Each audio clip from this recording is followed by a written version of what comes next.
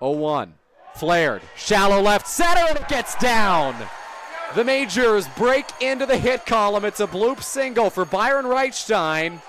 And London's got their first base runner of the ball game in the bottom of the 8th inning. Back here at Labatt Memorial Park, I don't know if I've ever seen more zeros on the scoreboard here at Labatt. Zeros in every inning. First pitch on the ground, up the middle, tough play, gets through into center field. Getting the wave around third, Macabroda. It gets by Toby Simmons, and the Barrie Baycats are on the board. The tag applied at second, not in time. So Willie Garcia picks up an extra base in the process, and it's 1-0 Baycats. The infield is in for Barrie. Fajardo standing at third.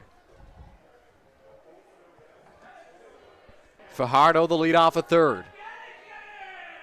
Here's the pitch.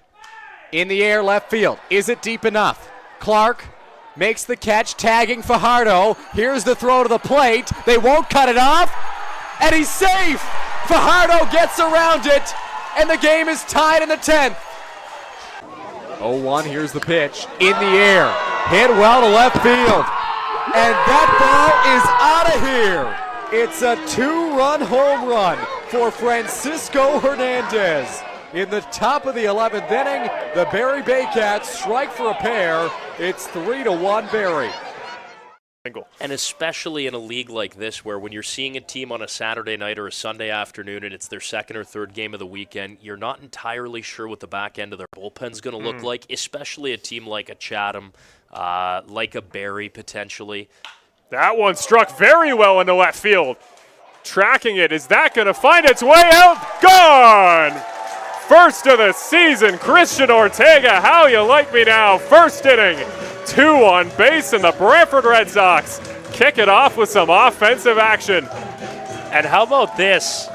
Terry Smith's the first guy out of the dugout. And if you're a player, you're a fan, you're a sponsor, you gotta love that. You have to love that the new owner in town is the first guy with a clap, a hey, how are you, atta babe, for Chris Ortega.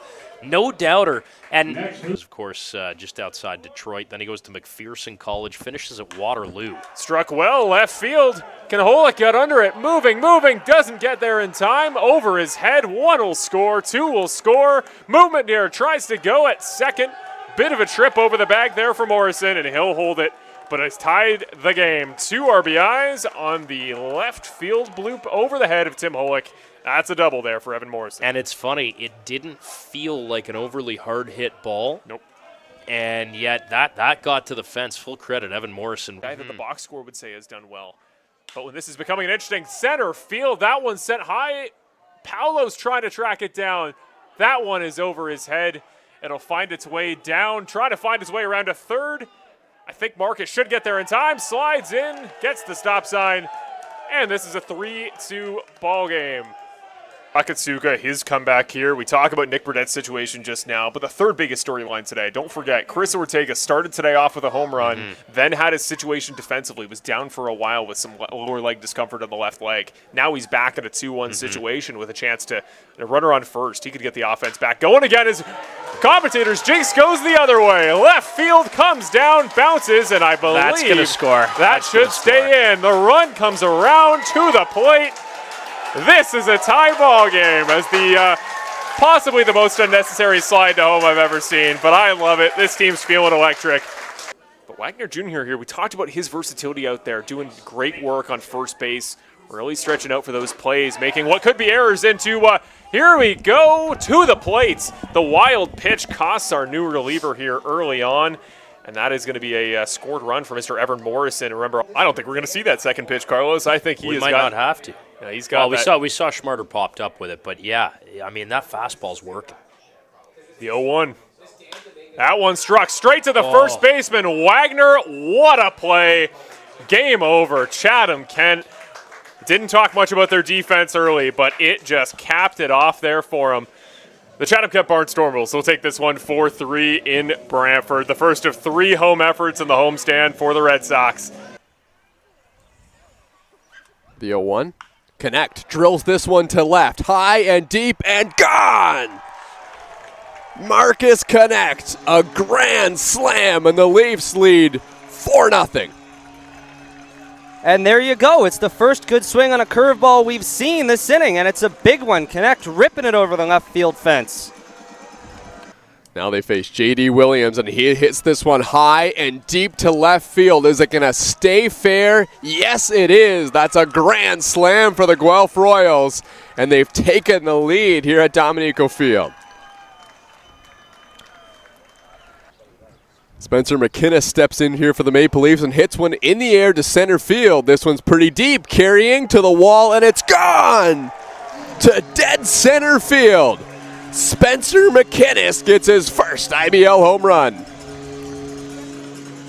Just a gorgeous swing from the left side of the batter's box there. McKinnis is someone they are very, very, very high on, a junior player for the Toronto Maple Leafs. We saw the speed and contactability when he made his first start in Kitchener just the other day. And now we see the power. And again, we talked about it earlier, the power at the bottom of this Leafs lineup. If you get some hits and some home runs out of the bottom half to lead back to the top half, and the ball's thrown back into the dugout there. The good thing, though, Gus, is that I have a feeling there's a lot more runs left I do have a game. feeling. I do have a feeling.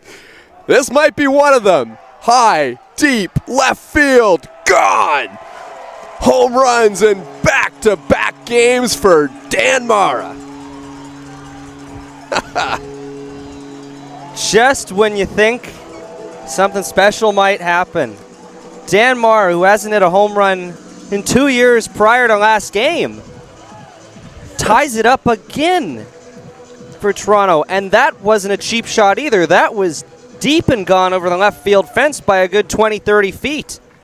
The 1-2 from King. Moreno drills this one high and deep to right field, and it's gone.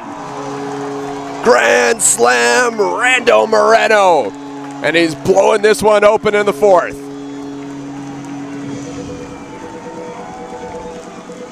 And what did he do? He got an inside pitch, cut those hands down, got out in front of the ball, and ripped it. A carbon copy of his first home run of the season, which also happened here at Christie Pitts.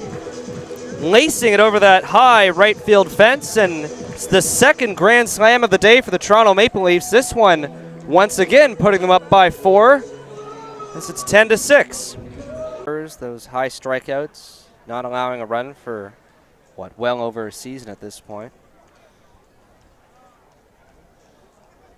The 3-2, swing and a miss, strike 3. There's 4 another straight one. strikeouts for Dustin Richardson. And this will feel great for Ewer and the Leafs if he can get out of this one right here. The 0-2, swing and a miss, strike 3.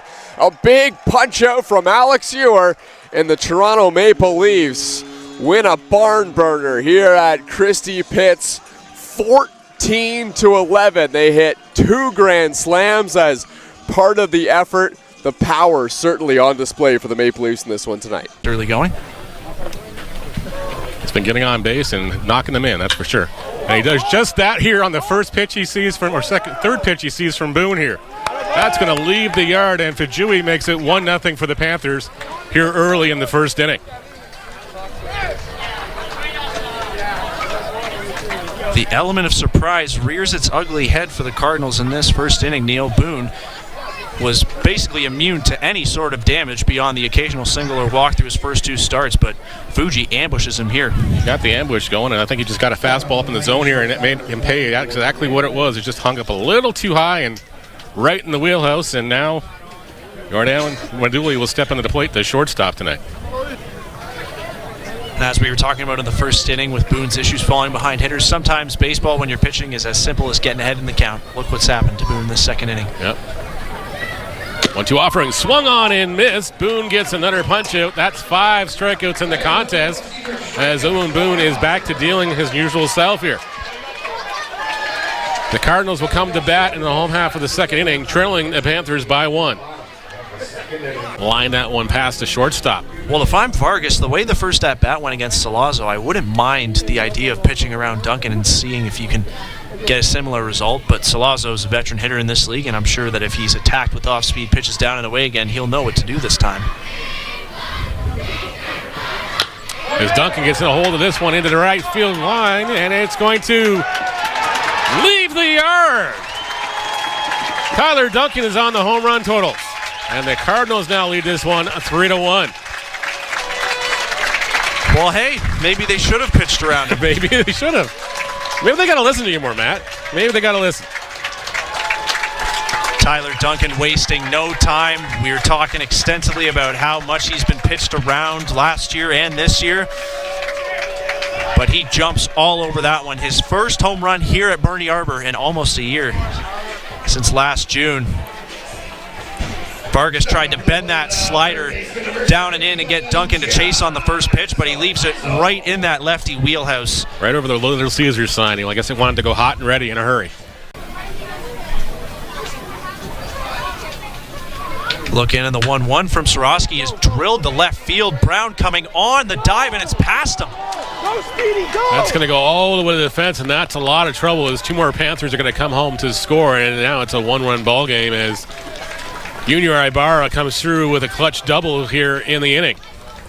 In a matter of minutes, this one has gotten out of hand for the Hamilton Cardinals. 0-2 offering. Let's see. Fouls it off.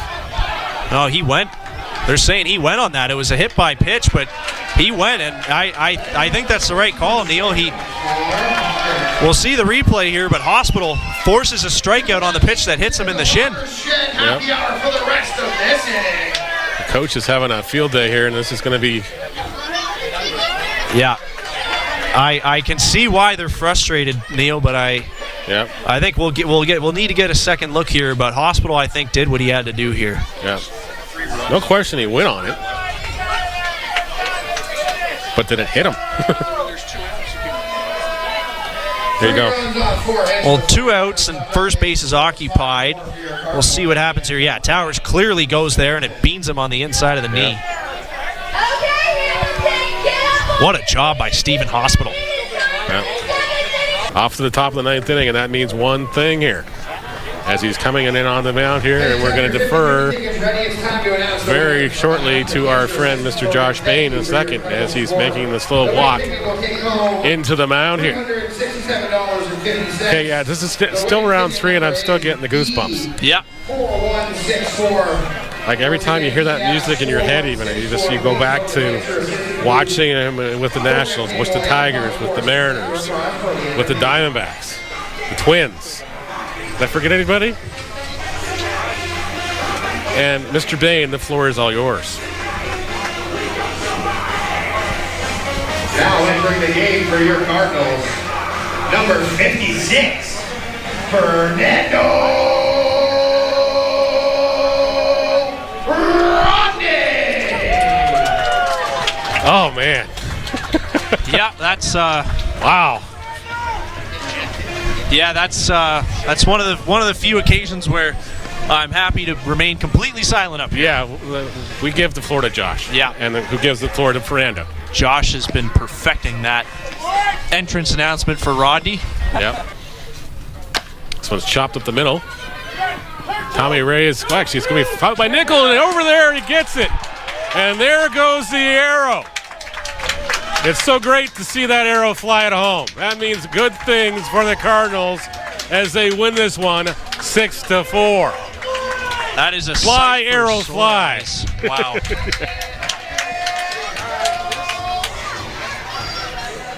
Right, you are, Neil. The first arrow at home in this one. Fastball down and away. That's exactly the desired result there. Chopped on the ground by Kairos. Unassisted 6'3" DP. Look at this. Oh, man. Tonight's Hamilton Cardinals player of the game is number 5.